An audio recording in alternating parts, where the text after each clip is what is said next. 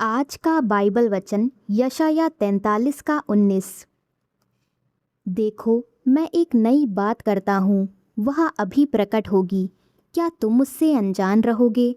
मैं जंगल में एक मार्ग बनाऊंगा और निर्जल देश में नदियाँ बहाऊंगा।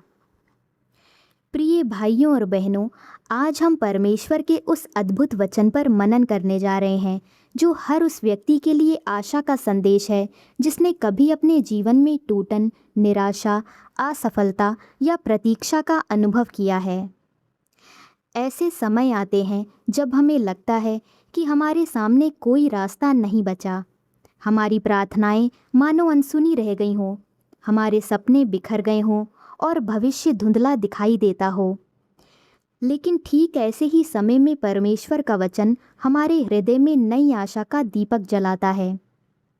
वह हमें याद दिलाता है कि हमारा परमेश्वर परिस्थितियों का गुलाम नहीं है। वह वही परमेश्वर है जो बंद दरवाज़ों के बीच नया द्वार खोलता है, सूखी भूमि में जीवन की धारा बहा देता है और वहाँ मार्ग बनाता है जहाँ मनुष्य को केवल असंभव दिखाई देता है।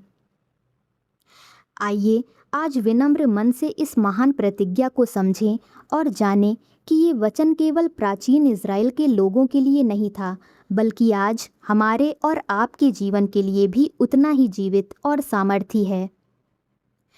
जब भविष्यवक्ता यशायाह ने ये संदेश सुनाया, तब इज़राइल की प्रजा कठिन समय से गुजर रही थी। वे अपने पापों और अवज्ञा के कारण बाबुल की बंधुआई में थे। उनका देश उजड़ चुका था, मंदिर नष्ट हो चुका था और वे अपने घरों से दूर परदेश में जीवन बिता रहे थे। चारों ओर निराशा थी। उन्हें ऐसा लगता था कि अब उनके लिए कोई भविष्य नहीं बचा। उनके मन में ये प्रश्न उठता होगा कि क्या परमेश्वर ने हमें भुला दिया है? क्या हमारी आशा हमेशा के लिए समाप्त हो गई? लेकिन परमेश्वर ने ठीक उसी समय उन्हें ये अद्भुत प्रतिज्ञा दी, देखो, मैं एक नई बात करता हूँ। ध्यान दीजिए, परमेश्वर ने ये नहीं कहा कि मैं शायद कुछ करूँगा या यदि परिस्थिति ठीक हुई तो मैं सहायता करूँगा। उसने पूरे अधिकार और सामर्थ्य के साथ घोषणा की कि वह स्वयं एक नया कार्य आरंभ करेगा। ये उस परमेश्वर की आवाज़ थी जिसकी योजनाएं मनुष्य की सीमाओं से कहीं बड़ी है। जब संसार अंत देखता है, तब परमेश्वर शुरुआत देखता है। जब मनुष्य हार मान लेता है, तब परमेश्वर अपनी महिमा प्रकट करना आरंभ करता है। ये वचन हमें परमेश्वर के स्वभाव की एक सुंदर झलक दिखाता है। वह अतीत की असफलताओं में हमें कैद रहने नहीं देता। वह बार बार अपने लोगों को आगे देखने के लिए बुलाता है। कई बार हम अपने पुराने घाव, पुरानी गलतियाँ, असफल निर्णय और टूटे हुए अनुभवों को इतना पकड़ कर रखते हैं कि हम परमेश्वर द्वारा तैयार किए जा रहे नए कार्य को देख ही नहीं पाते। लेकिन परमेश्वर चाहता है कि हमारा ध्यान बीती हुई बातों से हटकर उसकी नई योजना पर लगे। वचन आगे कहता है, वह अब प्रकट होने को है। इसका अर्थ ये है कि परमेश्वर का कार्य हमारी आँखों से पहले ही आरंभ हो चुका होता है, भले ही हमें वो दिखाई ना दे।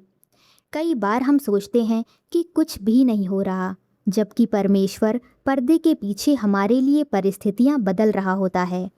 वह ऐसे लोगों को तैयार कर रहा होता है जिनसे हम अभी तक मिले भी नहीं। वह ऐसे द्वार खोल रहा होता है जिनकी हमें अभी जानकारी भी नहीं। वह ऐसे उत्तर तैयार कर रहा होता है जिनके लिए हमने लंबे समय से प्रार्थना की है। हमारी सबसे बड़ी कठिनाई ये नहीं होती कि परमेश्वर कार्य नहीं कर रहा, बल्कि ये होती है कि हम अधीर होकर उसके समय की प्रतीक्षा करना छोड़ देते हैं। लेकिन परमेश्वर का हर कार्य अपने निश्चित समय पर पूर्ण होता है और जब वह कार्य प्रकट होता है, तब कोई भी मनुष्य उसे रोक नहीं सकता। इसके बाद ये प्रतिज्ञा और भी अद्भुत बन जाती है, मैं जंगल में मार्ग बनाऊंगा और निर्जल देश में नदियां बहाऊंगा। बाइबल में जंगल केवल एक स्थान नहीं, बल्कि जीवन की कठिन परिस्थितियों का भी प्रतीक है। जंगल वो समय है जब दिशा दिखाई नहीं देती, जब चारों ओर अनिश्चितता होती है और जब हर कदम डर के साथ उठाना पड़ता है। शायद आज कोई अपने परिवार में ऐसे ही जंगल से गुजर रहा है। कोई बीमारी के कारण टूट चुका है, कोई आर्थिक संघर्ष में है, कोई अपने बच्चों के भविष्य को लेकर चिंतित है, कोई लंबे समय से नौकरी की प्रतीक्षा कर रहा है, कोई रिश्तों के टूटने का दर्द सह रहा है। ऐसी हर स्थिति में परमेश्वर ये नहीं कहता कि पहले जंगल समाप्त होगा तब मैं मार्ग बनाऊंगा। वह कहता है कि उसी जंगल के बीच मैं मार्ग बनाऊंगा। यही हमारे परमेश्वर की महानता है। वह हमें कठिनाई से हमेशा बाहर निकालने से पहले कठिनाई के बीच अपने साथ चलना सिखाता है।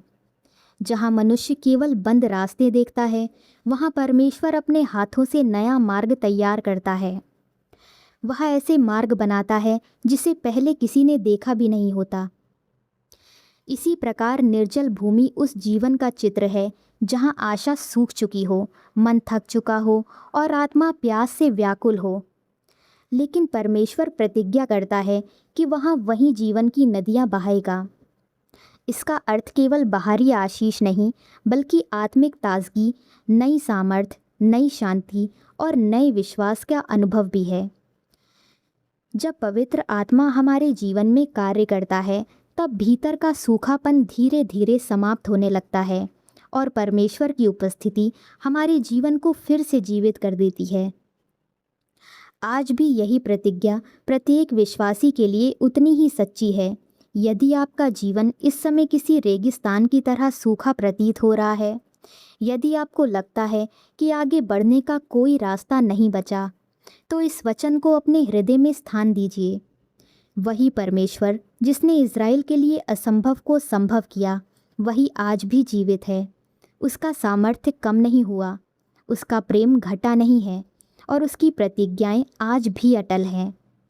आइए अब हम सब मिलकर प्रार्थना करें।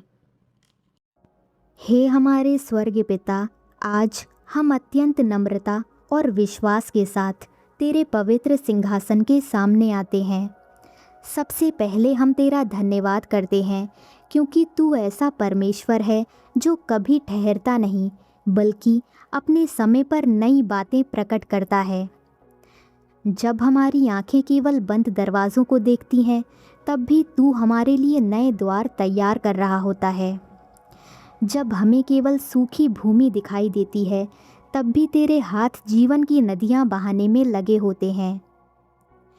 आज हम अपने मन को तेरे इस वचन के सामने झुकाते हैं और स्वीकार करते हैं कि हमारी समझ सीमित है, परंतु तेरी योजना सिद्ध और पूर्ण है।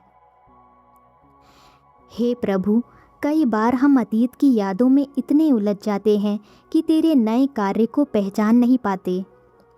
कुछ पुराने घाव आज भी हमारे मन में दर्द देते हैं। कुछ असफलताएं आज भी हमें पीछे खींचती हैं।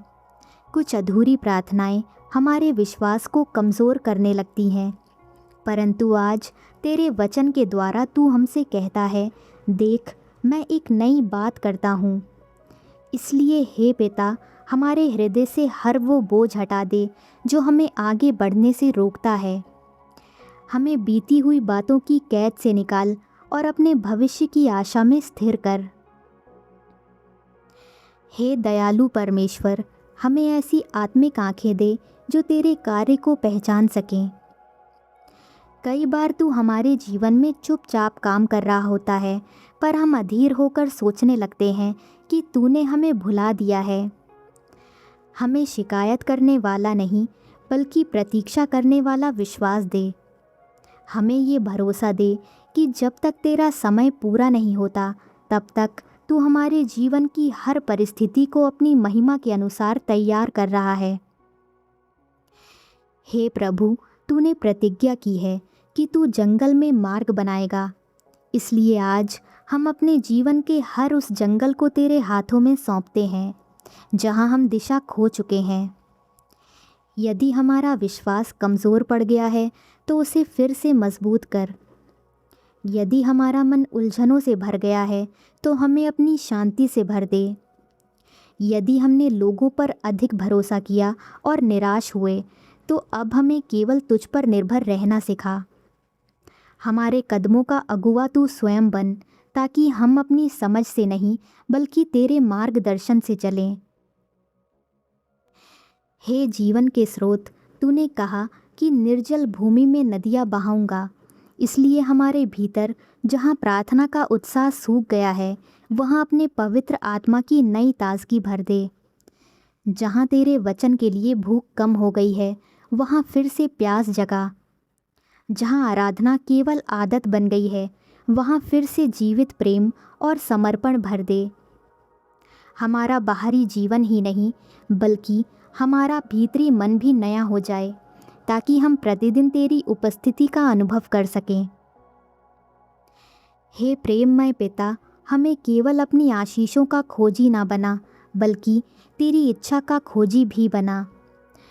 यदि कभी हमारी योजनाएं तेरी इच्छा से अलग हों, तो हमें अपनी इच्छा छोड़कर तेरी इच्छा को अपनाने की विनम्रता दे। हमें ये विश्वास दे कि जो मार्ग तू चुनता है वही हमारे लिए सबसे उत्तम है, चाहे वो हमारी समझ से परे ही क्यों ना हो। हे प्रभु, आज हम अपने जीवन की हर बंद राह, हर अधूरी प्रार्थना, हर अनजाने भविष्य और हर उस बात को तेरे हाथों में सौंपते हैं जिसे हम बदल नहीं सकते। हमें परिस्थितियों को देखकर नहीं बल्कि तेरी प्रतिज्ञाओं को देखकर जीना सिखा। जब तक तेरी नई बात हमारे जीवन में पूरी तरह प्रकट ना हो, तब तक हमें धैर्य, विश्वास और धन्यवाद से भरा हुआ हृदय दे। हम ऐसा जीवन जी सकें कि लोग हमारे भीतर तेरे कार्य को देखें और हमारी गवाही से बहुत से लोग तेरी ओर आकर्षित हों। हमारा विश्वास केवल शब्दों में नहीं बल्कि हमारे जीवन में दिखाई दे। हमें तेरे प्रेम, तेरी शांति और तेरी आशा का वाहक बना। हे पिता, हम ये पूरी प्रार्थना अपने उद्धारकर्ता और प्रभु यीशु मसीह के पवित्र, सामर्थी और महिमामय नाम में करते हैं और विश्वास करते हैं कि तू अपने सिद्ध समय पर अपने वचन को अवश्य पूरा करेगा। आमीन।